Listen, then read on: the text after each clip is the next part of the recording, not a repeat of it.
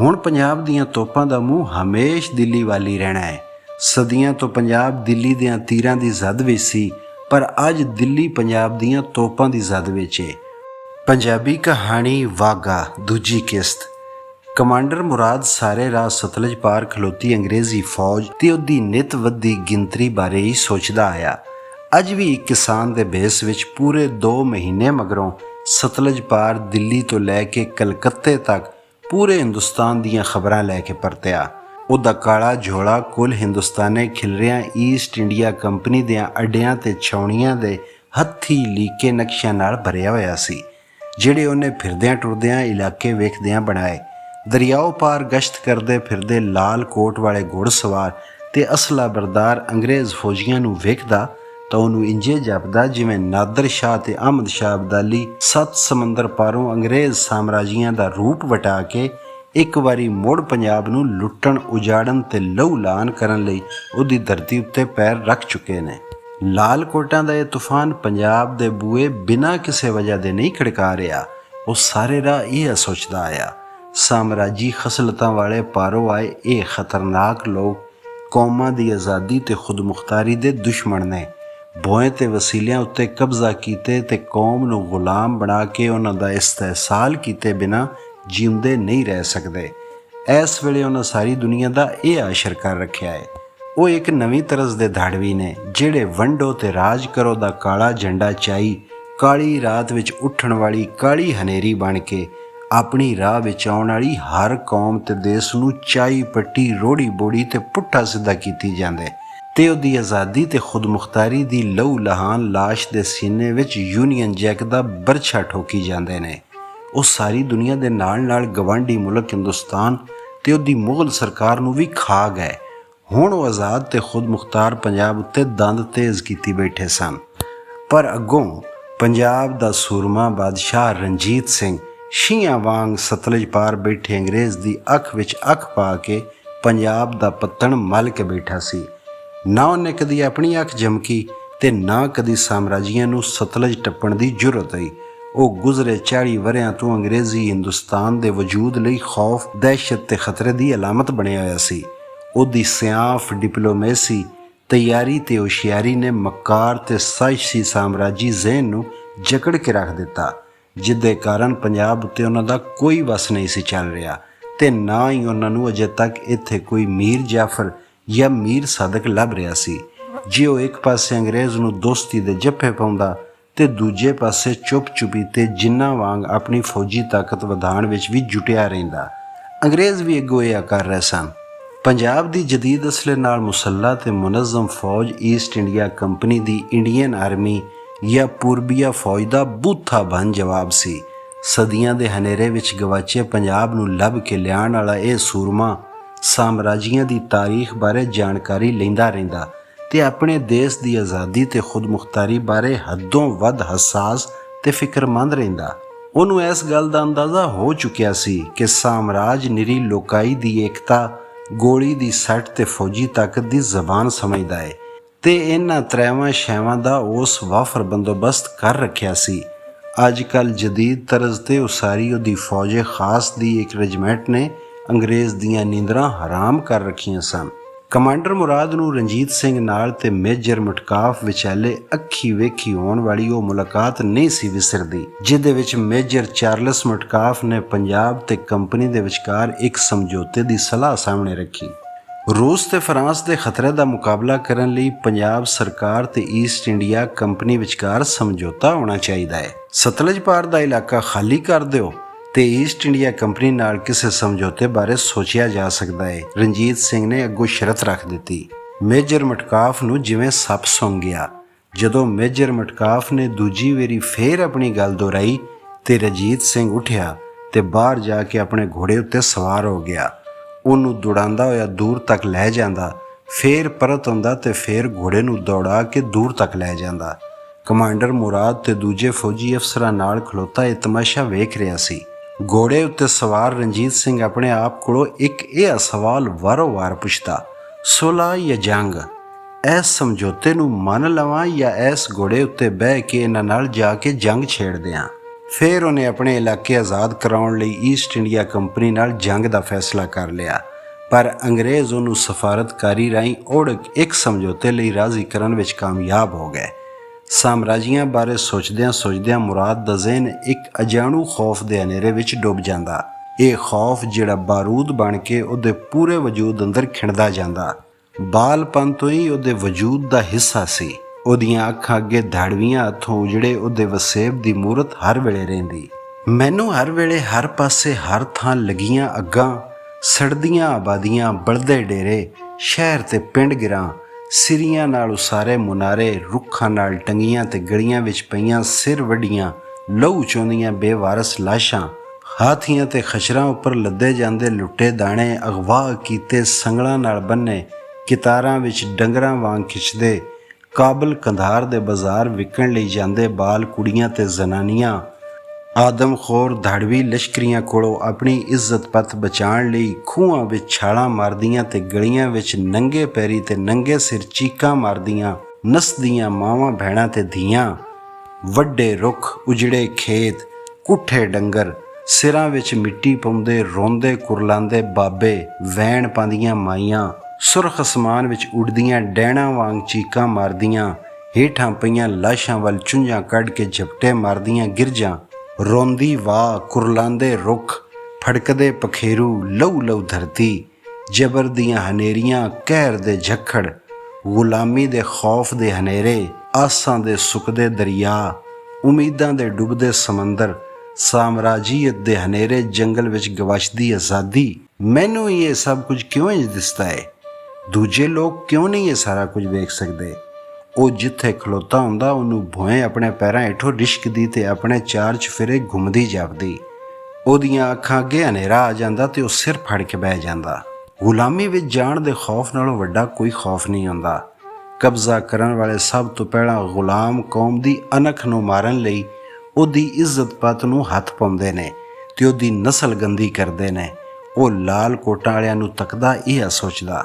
ਮੁਰਾਦ ਹਯਾਤ ਨੂੰ ਧਾੜਵੀ ਲਸ਼ਕਰਾਂ ਹੱਥੋਂ ਲੁੱਟ ਮਾਰ, ਉਜਾੜਿਆਂ ਤੇ ਕਤਲਾਮਾਂ ਦੇ ਖੌਫ ਦਾ ਦੌਰਾ ਪੈਂਦਾ ਹੈ। ਉਹਨੇ ਦੂਜਾ ਜਨਮ ਲਿਆ ਹੈ। ਉਹ ਅਜੇ ਵੀ ਨਾਦਰ ਸ਼ਾਹੀ ਤੇ ਅਹਿਮਦ ਸ਼ਾਹੀ ਵੇਲੇ ਵਿੱਚ ਵਸਦਾ ਕੋਈ ਸੂਰਮਾ ਹੈ ਜਿਹੜਾ ਆਪਣੇ ਗਵਾਚੇ ਸੰਗਾਂ ਨੂੰ ਢੂੰਡਦਾ ਫਿਰਦਾ ਹੈ।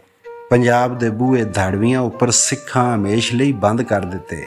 ਉਹਨਾਂ ਪੰਜਾਬ ਨੂੰ ਬਾਹਰਿਆਂ ਕੋਲੋਂ ਆਜ਼ਾਦ ਕਰਾਇਆ। ਉਹ ਇਸ ਲਈ ਸਿੱਖਾਂ ਨਾਲ ਜੁੜਿਆ ਰਹਿੰਦਾ ਹੈ। 5000 ਵਰ੍ਹੇ ਮਗਰੋਂ ਪੰਜਾਬੀਆਂ ਨੂੰ ਵੀ ਪਤਾ ਲੱਗਾ ਕਿ ਸੁੱਖ ਦਾ ਸਾਹ ਕੀ ਹੁੰਦਾ ਹੈ। ਵੇਖਣ ਵਾਲੇ ਉਹਦੀ ਹਾਲਤ ਤੱਕ ਕੇ ਆਖਦੇ, ਉਹਦੇ ਨਾਲ ਦੇ ਫੌਜੀ ਅਫਸਰ ਤੇ ਲਾਹੌਰ ਦਰਬਾਰ ਦੇ ਵੱਡੇ ਆਖਦੇ, ਸਿੱਖਾਂ ਨਾਲ ਕਿਉਂ ਨਾ ਜੁੜੇ? ਮੁਰਾਦ ਹਯਾਤ ਤੇ ਖਾਲਸਾ ਇੱਕ ਸ਼ੈ ਦੇ ਦੋ ਨਾਂ ਨੇ। ਬਾਦਸ਼ਾਹ ਰਣਜੀਤ ਸਿੰਘ ਉਹਨੂੰ ਖਾਲਸਾ ਮੁਰਾਦ ਸਿੰਘ ਉਂਝੇ ਤੇ ਨਹੀਂ ਆਖਦਾ। ਬਾਦਸ਼ਾਹ ਤੇ ਉਹਦੇ ਪਿਓ ਨੂੰ ਵੀ ਖਾਲਸਾ ਨੇਕਾ ਸਿੰਘ ਆਖਦਾ ਸੀ। ਉਹਦਾ ਪਿਓ ਨੇਕਾ ਆਪਣੇ ਸਿੱਖ ਤੇ ਹਿੰਦੂ ਬੇਲੀਆਂ ਫਤਿਹ ਸਿੰਘ ਤੇ ਸੁੰਦਰ ਦਾਸ ਨਾਲ ਹੋ ਕੇ ਸ਼ਾਮਪੁਰ ਦੇ ਮੁਸਲਮਾਨ, ਹਿੰਦੂ ਤੇ ਸਿੱਖ ਬਾਲਾਂ ਤੇ ਕੁੜੀਆਂ ਨੂੰ ਛੁਡਾਉਣ ਲਈ ਗੱਭਰੂਆਂ ਦਾ ਜੱਥਾ ਲੈ ਕੇ ਨਾਦਰ ਸ਼ਾਹ ਤੇ ਅਹਿਮਦ ਸ਼ਾਹ ਦੇ ਲਸ਼ਕਰਾਂ ਉੱਪਰ ਧਾਇਆ। ਜਿਸ ਦਿਹਾੜੇ ਰਣਜੀਤ ਸਿੰਘ ਲਾਹੌਰ ਫਤਹ ਕੀਤਾ, ਉਸ ਦਿਹਾੜੇ ਮੁਰਾਦ ਦਾ ਪਿਓ ਨਿੱਕਾ ਉਹਦੀ ਫੌਜ ਨਾਲ ਲਾਹੌਰ ਵਿੱਚ ਵੜਿਆ। ਮੁਰਾਦ ਹਯਾਤ ਬਾਦਸ਼ਾਹ ਰਣਜੀਤ ਸਿੰਘ ਦੇ ਪੋਤਰੇ ਸ਼ਹਿਜ਼ਾਦਾ ਨੌ ਨਿਹਾਲ ਸਿੰਘ ਦੇ ਵਿਵਾਹ ਦੀ ਖੁਸ਼ੀ ਦੇ ਨਾਲ ਮੇਲਾ ਚਿਰਾਗਾਂ, ਹੋਲੀ ਤੇ ਬਸੰਤ ਵਿੱਚ ਰਲਤ ਕਰਨ ਲਈ ਆਉਣ ਵਾਲੇ ਅੰਗਰੇਜ਼ commander in chief sir Henry Fane ਦੇ ਅੰਮ੍ਰਿਤਸਰ ਮਗਰੋਂ ਲਾਹੌਰ ਪਹੁੰਚਣ ਤੋਂ ਪਹਿਲਾਂ ਆਪਣਾ ਮਿਸ਼ਨ ਪੂਰਾ ਕਰਕੇ ਬਾਦਸ਼ਾਹ ਨੂੰ ਰਿਪੋਰਟ ਦੇਣ ਲਈ ਲਾਹੌਰ ਅਪੜਿਆ। ਖੁਸ਼ੀ ਦੇ ਇਸ ਮੌਕੇ ਤੇ ਬਾਕੀ ਸਾਰੀ ਦੁਨੀਆ ਦੇ ਨਾਲ ਈਸਟ ਇੰਡੀਆ ਕੰਪਨੀ ਦੀ ਫੌਜ ਦੇ ਅੰਗਰੇਜ਼ commander in chief sir Henry Fane ਨੂੰ ਵੀ ਉਚੇਚੇ ਤੌਰ ਤੇ ਸੱਦਿਆ ਗਿਆ। ਕਮਾਂਡਰ ਮੁਰਾਦ ਆਪਣੇ ਦੇਸ਼ ਦੀਆਂ ਹੱਦਾਂ ਦੀ ਰਾਖੀ ਦੇ ਨਾਲ ਆਪਣੇ ਜਸੂਸਾਂ ਰਾਹੀਂ ਸਤਲੁਜ ਪਾਰ ਅੰਗਰੇਜ਼ੀ ਫੌਜ ਦੀ ਨਕਲੋ ਹਰਕਤ ਉੱਪਰ ਵੀ ਨਿਗਾਹ ਰੱਖਣ ਦਾ ਜ਼ਿੰਮੇਦਾਰ ਤੇ ਇੰਟੈਲੀਜੈਂਸ ਦਾ ਬੰਦਾ ਸੀ। ਉਹਦੀਆਂ ਗਲੀਆਂ ਰਿਪੋਰਟਾਂ ਦਾ ਪੰਜਾਬ ਦਰਬਾਰ ਵਿੱਚ ਬੜੀ ਸੰਜੀਦਗੀ ਨਾਲ ਨੋਟਿਸ ਲਿਆ ਜਾਂਦਾ। ਅੱਜ ਦਰਬਾਰ ਵਿੱਚ ਅੰਗਰੇਜ਼ ਕਮਾਂਡਰ ਇਨ ਚੀਫ ਦੀ ਮੌਜੂਦਗੀ ਕੋਈ ਮਾਮੂਲੀ ਗੱਲ ਨਹੀਂ ਸੀ। ਇਸ ਲਈ ਉਹ ਆਪਣੇ ਆਪ ਨੂੰ ਲੋੜ ਪੈਣ ਤੇ ਹਰ ਕਿਸਮ ਦੇ ਸਵਾਲਾਂ ਜਵਾਬਾਂ ਲਈ ਤਿਆਰ ਕਰਕੇ ਆਇਆ। ਪੰਜਾਬ ਦਰਬਾਰ ਇਸ ਵੇਲੇ ਆਪਣੇ ਅਰੂਜ ਤੇ ਸੀ ਤੇ ਇਤਫਾਕ ਨਾਲ ਚਵਾਂ ਤਿਉਹਾਰਾਂ ਦੀ ਇੱਕ ਦੂਜੇ ਤੇ ਮਗਰ ਆਉਂਦ ਰਾਜਧਾਨੀ ਤੇ ਰਿਆਸਤ ਲਈ ਨੇਕ ਸ਼ਗਨ ਸਮਝਿਆ ਜਾ ਰਿਹਾ ਸੀ। ਸਤਲੁਜ ਤੋਂ ਆਉਣ ਵਾਲਾ ਤਿੰਨਾਂ ਘੁੜਸਵਾਰਾਂ ਦਾ ਇਹ ਨਿੱਕਾ ਜਿਹਾ ਕਾਫਲਾ ਪੈਂਡਾ ਕਰਕੇ ਜਦੋਂ ਸਵੇਰੇ ਲਾਹੌਰ ਸ਼ਹਿਰ ਦੇ ਦਿੱਲੀ ਦਰਵਾਜ਼ੇ ਦੇ ਸਾਹਮਣੇ ਅਪੜਿਆ ਤੇ ਮੁਰਾਦ ਦੀ ਨਿਗਾਹ ਸਭ ਤੋਂ ਪਹਿਲਾਂ ਜਿਹੜੀ ਸ਼ੈ ਉੱਪਰ ਪਈ ਉਹ ਦਿੱਲੀ ਦਰਵਾਜ਼ੇ ਦੇ ਸਾਹਮਣੇ ਸੱਜੇ ਪਾਸੇ ਪੱਕੀਆਂ ਇੱਟਾਂ ਨਾਲ ਬਣੇ 4 ਹੱਥ ਉੱਚੇ ਥੜੇ ਉੱਪਰ ਰੱਖੀ ਜ਼ਮਜ਼ਮਾ ਤੋਪ ਸੀ। ਇਹ ਤੋਪ ਰਣਜੀਤ ਸਿੰਘ ਦੇ ਹੁਕਮ ਤੇ ਉੱਥੇ ਰੱਖੀ ਵੀ ਤੇ ਉਹਦਾ ਮੂੰਹ ਸਿੱਧਾ ਦਿੱਲੀ ਵੱਲ ਸੀ। ਹੁਣ ਪੰਜਾਬ ਦੀਆਂ ਤੋਪਾਂ ਦਾ ਮੂੰਹ ਹਮੇਸ਼ ਦਿੱਲੀ ਵੱਲ ਹੀ ਰਹਿਣਾ ਹੈ।